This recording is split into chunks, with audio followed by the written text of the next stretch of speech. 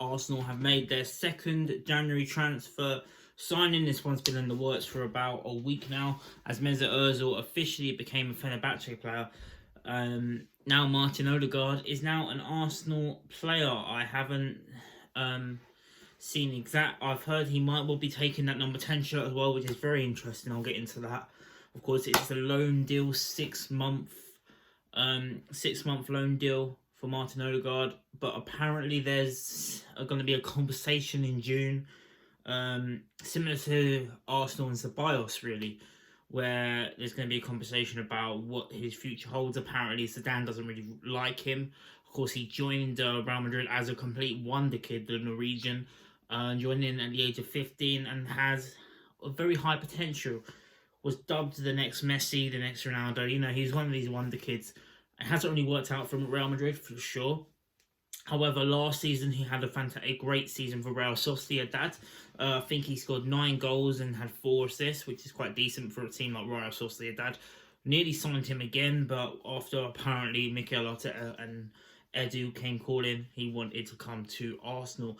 And he's looking to be a success at a club. He doesn't want to keep going from club to club to club, which at the moment is what he is doing with his career. So it sounds to me, if he does well for us, he might stay a bit longer, which if he does, then that's great. If he does get that number 10 shirt for me, that number 10 shirt for Arsenal means something. Of course, Ozil last had it for us.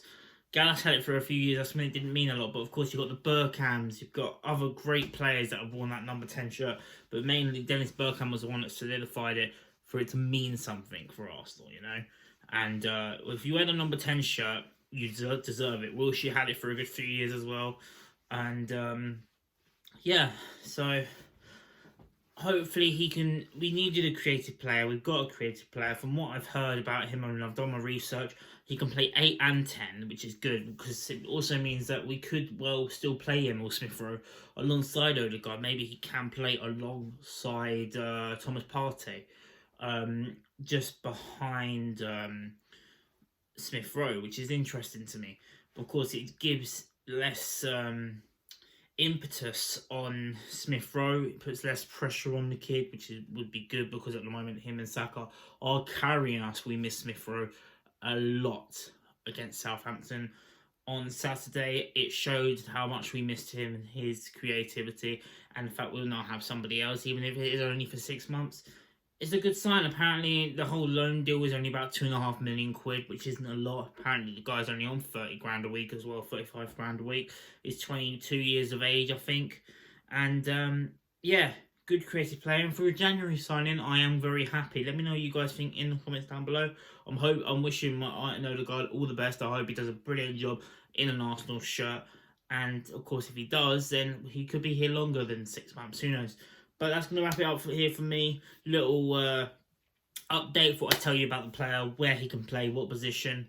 You know, apparently if Zinedine Zidane is not still at Real Madrid, if he gets the sack from Real Madrid, there's a high chance that Ødegaard could go back to Real Madrid and be a success.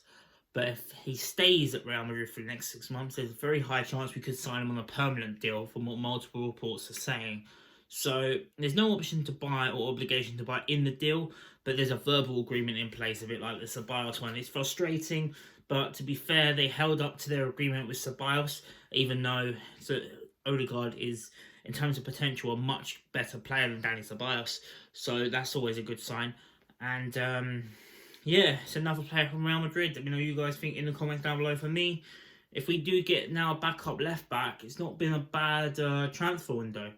Obviously we've got about a week left now to the window, and there's reports of Tyreek Mitchell from Palace, who's great. Ryan Bertrand as a backup left back would be decent, or even Patrick Van Aanholt. I've also heard another one from Palace. But we'll see what happens. Let me know what you guys think though of the signing of Martin Ødegaard in the comments down below. I'm happy. It's a creative player. We needed a creative player, even if it's only a stopgap for 6 months. We've got it, and then we can reassess our options in the summer, whether we want to cash and get someone big in the summer, or whether Ødegaard impresses that much where he can sign permanently for us. That is the plan by the looks of it. And like I said, we couldn't wait till the summer. We had to sign a creative player in January. We've done that, so I'm happy. Let me know what you guys think of the signing of Martin Ødegaard in the comments down below. Welcome to Arsenal, Martin Ødegaard, and I will be back will be back for the Southampton game, I guess, for the live stream if we haven't signed anyone else by then. But we'll see what happens. So yeah, I'll see you guys for the next one. Peace.